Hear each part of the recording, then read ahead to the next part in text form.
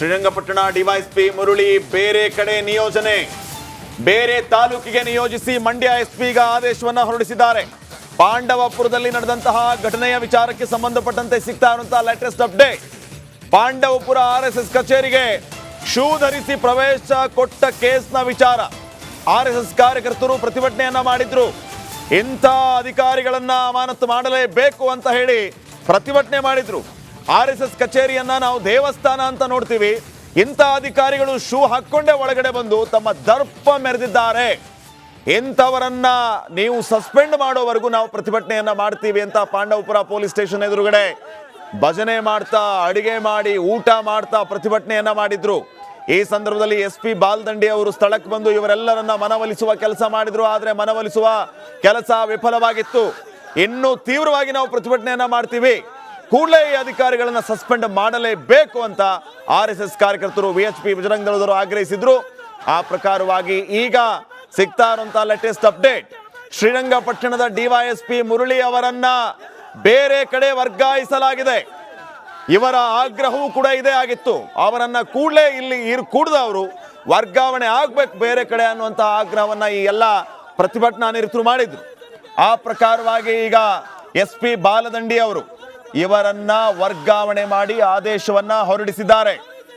ಈ ಮೂಲಕ ಈಗ ಈ ರೀತಿ ಆಗ್ತಾ ಇದ್ದಂತೆ ಪ್ರತಿಭಟನಾ ನಿರತರು ಪ್ರತಿಭಟನೆಯನ್ನ ಕೈಬಿಟ್ಟಿದ್ದಾರೆ ಅನ್ನುವಂಥ ಮಾಹಿತಿಯು ಕೂಡ ಲಭ್ಯ ಆಗ್ತಾ ಇದೆ.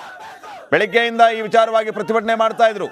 ಆರ್ಎಸ್ಎಸ್ ಕಚೇರಿಗೆ ಇವರು ನುಗ್ಗಿದ್ದಾರೆ, ದರ್ಪ ಮೆರೆದಿದ್ದಾರೆ, ನಮ್ಮ ಮೇಲೆ ಈ ರೀತಿ ಇದನ್ನು ಮಾಡಿದ್ದಾರೆ. ಇವರನ್ನ ಕೂಡಲೇ ವರ್ಗಾವಣೆ ಮಾಡಲೇಬೇಕು ಅನ್ನುವಂಥ ಆಗ್ರಹ ಕೇಳಿ ಬಂದಿತ್ತು. ಫೈನಲಿ ಈಗ ಶ್ರೀರಂಗಪಟ್ಟಣ ಡಿವೈಎಸ್ಪಿ ಮುರಳಿ ಅವರನ್ನ ವರ್ಗಾವಣೆ ಮಾಡಲಾಗಿದೆ.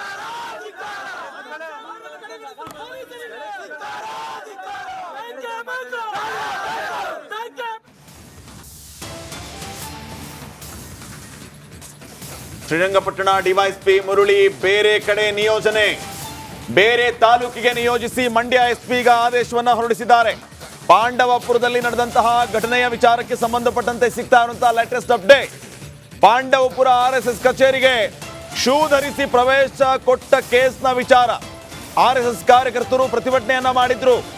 ಇಂಥ ಅಧಿಕಾರಿಗಳನ್ನ ಅಮಾನತು ಮಾಡಲೇಬೇಕು ಅಂತ ಹೇಳಿ ಪ್ರತಿಭಟನೆ ಮಾಡಿದ್ರು.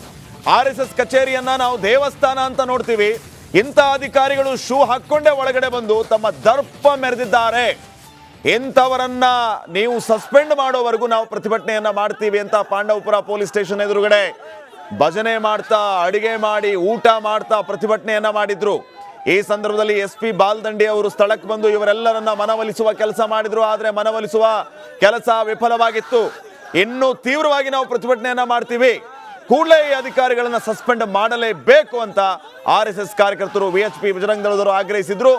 ಆ ಪ್ರಕಾರವಾಗಿ ಈಗ ಸಿಗ್ತಾ ಇರುವಂತಹ ಲೇಟೆಸ್ಟ್ ಅಪ್ಡೇಟ್, ಶ್ರೀರಂಗಪಟ್ಟಣದ ಡಿವೈಎಸ್ಪಿ ಮುರಳಿ ಅವರನ್ನ ಬೇರೆ ಕಡೆ ವರ್ಗಾಯಿಸಲಾಗಿದೆ. ಇವರ ಆಗ್ರಹವೂ ಕೂಡ ಇದೇ ಆಗಿತ್ತು. ಅವರನ್ನ ಕೂಡಲೇ ಇಲ್ಲಿ ಕೂಡದವರು ವರ್ಗಾವಣೆ ಆಗ್ಬೇಕು ಬೇರೆ ಕಡೆ ಅನ್ನುವಂತಹ ಆಗ್ರಹವನ್ನ ಈ ಎಲ್ಲ ಪ್ರತಿಭಟನಾ ನಿರತರು ಮಾಡಿದ್ರು. ಆ ಪ್ರಕಾರವಾಗಿ ಈಗ ಎಸ್ಪಿ ಬಾಲದಂಡಿ ಅವರು ಇವರನ್ನ ವರ್ಗಾವಣೆ ಮಾಡಿ ಆದೇಶವನ್ನ ಹೊರಡಿಸಿದ್ದಾರೆ. ಈ ಮೂಲಕ ಈಗ ಈ ರೀತಿ ಆಗ್ತಾ ಇದ್ದಂತೆ ಪ್ರತಿಭಟನಾ ನಿರತರು ಪ್ರತಿಭಟನೆಯನ್ನ ಕೈಬಿಟ್ಟಿದ್ದಾರೆ ಅನ್ನುವಂಥ ಮಾಹಿತಿಯು ಕೂಡ ಲಭ್ಯ ಆಗ್ತಾ ಇದೆ. ಬೆಳಿಗ್ಗೆಯಿಂದ ಈ ವಿಚಾರವಾಗಿ ಪ್ರತಿಭಟನೆ ಮಾಡ್ತಾ ಇದ್ರು. ಆರ್ಎಸ್ಎಸ್ ಕಚೇರಿಗೆ ಇವರು ನುಗ್ಗಿದ್ದಾರೆ, ದರ್ಪ ಮೆರೆದಿದ್ದಾರೆ, ನಮ್ಮ ಮೇಲೆ ಈ ರೀತಿ ಇದನ್ನು ಮಾಡಿದ್ದಾರೆ. ಇವರನ್ನ ಕೂಡಲೇ ವರ್ಗಾವಣೆ ಮಾಡಲೇಬೇಕು ಅನ್ನುವಂಥ ಆಗ್ರಹ ಕೇಳಿ ಬಂದಿತ್ತು. ಫೈನಲಿ ಈಗ ಶ್ರೀರಂಗಪಟ್ಟಣ ಡಿವೈಎಸ್ಪಿ ಮುರಳಿ ಅವರನ್ನ ವರ್ಗಾವಣೆ ಮಾಡಲಾಗಿದೆ.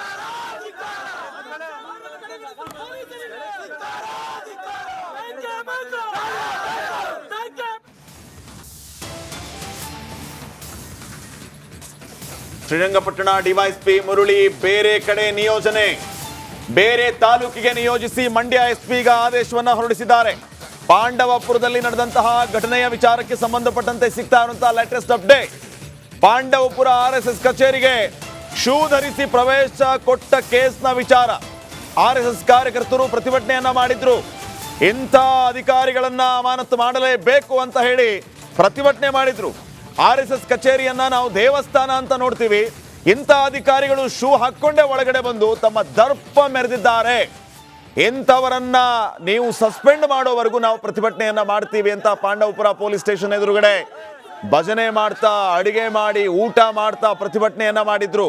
ಈ ಸಂದರ್ಭದಲ್ಲಿ SP ಬಾಲ್ದಂಡಿ ಅವರು ಸ್ಥಳಕ್ಕೆ ಬಂದು ಇವರೆಲ್ಲರನ್ನ ಮನವೊಲಿಸುವ ಕೆಲಸ ಮಾಡಿದ್ರು. ಆದರೆ ಮನವೊಲಿಸುವ ಕೆಲಸ ವಿಫಲವಾಗಿತ್ತು. ಇನ್ನೂ ತೀವ್ರವಾಗಿ ನಾವು ಪ್ರತಿಭಟನೆಯನ್ನ ಮಾಡ್ತೀವಿ, ಕೂಡಲೇ ಈ ಅಧಿಕಾರಿಗಳನ್ನ ಸಸ್ಪೆಂಡ್ ಮಾಡಲೇಬೇಕು ಅಂತ RSS ಕಾರ್ಯಕರ್ತರು, VHP ಬಜರಂಗ ದಳದವರು ಆಗ್ರಹಿಸಿದ್ರು. ಆ ಪ್ರಕಾರವಾಗಿ ಈಗ ಸಿಗ್ತಾ ಇರುವಂತ ಲೇಟೆಸ್ಟ್ ಅಪ್ಡೇಟ್, ಶ್ರೀರಂಗಪಟ್ಟಣದ DYSP ಮುರಳಿ ಅವರನ್ನ ಬೇರೆ ಕಡೆ ವರ್ಗಾಯಿಸಲಾಗಿದೆ. ಇವರ ಆಗ್ರಹವೂ ಕೂಡ ಇದೇ ಆಗಿತ್ತು. ಅವರನ್ನ ಕೂಡಲೇ ಇಲ್ಲಿ ಕೂಡದವರು ವರ್ಗಾವಣೆ ಆಗ್ಬೇಕು ಬೇರೆ ಕಡೆ ಅನ್ನುವಂತಹ ಆಗ್ರಹವನ್ನ ಈ ಎಲ್ಲ ಪ್ರತಿಭಟನಾ ನಿರತರು ಮಾಡಿದ್ರು.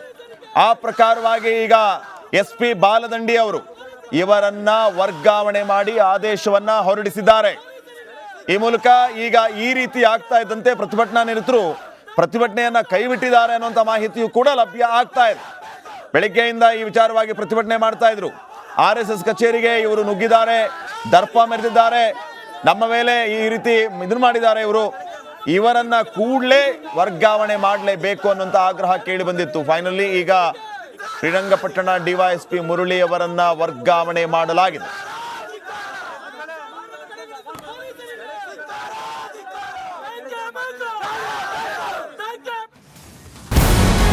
ನಮಸ್ಕಾರ, ಕರ್ನಾಟಕ ಪ್ರೈಮ್ ಟೈಮ್ಗೆ ಸ್ವಾಗತ. ನಾನು ಜಯಪ್ರಕಾಶ್ ಶೆಟ್ಟಿ.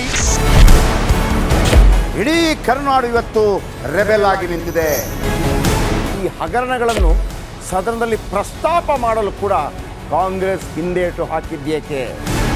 ನಿಮ್ಗೆ ಸಂಬಳ ಅದಕ್ಕೆ, ನಿಮಗೆ ವಾಹನ ಅದಕ್ಕೆ, ನಿಮಗೆ ವೆಪನ್ ಅದಕ್ಕೆ, ನೀವು ಅದನ್ನು ಸೆರೆ ಹಿಡಿಬೇಕಾಗಿತ್ತು. ನೀವು ವಿದ್ಯುತ್ ಬರ ಇದೆ ಅಂತ ಹೇಳ್ತಾ ಇದ್ದೀರಿ, ಎಲ್ಲಿ ಬರ ಇದೆ ನೀವು ಹೇಳಬೇಕು. ಪಾಕಿಸ್ತಾನ್ ಆಕ್ಯುಪೈಡ್ ಕಾಶ್ಮೀರ್ ಅದು ಎಂದೆಂದಿಗೂ ನಮ್ಮದು. 40 ಮೆಷಿನ್ಗಳು ತಂದಿತ್ತು ನೋಟ್ ಎಣಿಸುವುದಕ್ಕೆ, ಅದೇ ಹಾಳಾಯಿತು. ಮಥುರಾದ ಗಲಾಟೆ ಇದೆಯಲ್ಲ, ಅದು ಸ್ಥಳೀಯವಾಗಿ ಕೂತು ಪರಿಹರಿಸಬಹುದಾದಂಥ ಕಾನೂನಿದೆ. ಗ್ಯಾರಂಟಿ ಯೋಜನೆಯಿಂದ ನಷ್ಟ ಆಗಿದೆ, ಲಾಭ ಆಗಿದೆ, ದಯವಿಟ್ಟು ಹೇಳಿ. Dawood Ibrahim most wanted criminal ಯಾವಾಗಾದ ಅಂದರೆ ಇಲ್ಲಿ ತನಕ ಭಾರತ ದೇಶದಲ್ಲಿ ಓರ್ವ ದಲಿತ ಪ್ರಧಾನಿಯಾದಂಥ ಇತಿಹಾಸವೇ ಇಲ್ಲ. ರಿಪಬ್ಲಿಕ್ ವರ್ಲ್ಡ್ ಆಪ್ ಇದು ಕೇವಲ ಅಪ್ಲಿಕೇಶನ್ ಅಲ್ಲ, ಸಮಗ್ರ ಸುದ್ದಿಗಳ ಸಂಪರ್ಕ ಮಾರ್ಗಕ್ಕೆ ಕ್ರಾಂತಿಕಾರಿ ಬದಲಾವಣೆ. ರಿಪಬ್ಲಿಕ್ ವರ್ಲ್ಡ್ ಆಪ್ ಕೇವಲ ಸುದ್ದಿ ಅಪ್ಲಿಕೇಶನ್ ಅನ್ನ ಪರಿಚಯ ಮಾಡ್ತಾ ಇಲ್ಲ, ಬದಲಾಗಿ ಡಿಜಿಟಲ್ ಸುದ್ದಿ ಬಳಕೆಯ ಹೊಸ ಯುಗಕ್ಕೆ ನಾಂದಿ ಹಾಡ್ತಾ ಇದೆ. ಇದೊಂದು ಬ್ರೇಕಿಂಗ್ ನ್ಯೂಸ್, ಪ್ರಭಾವಶಾಲಿ ಕಾರ್ಯಕ್ರಮಗಳಿಗೆ ಗಟ್ಟಿಯಾದ ವೇದಿಕೆ.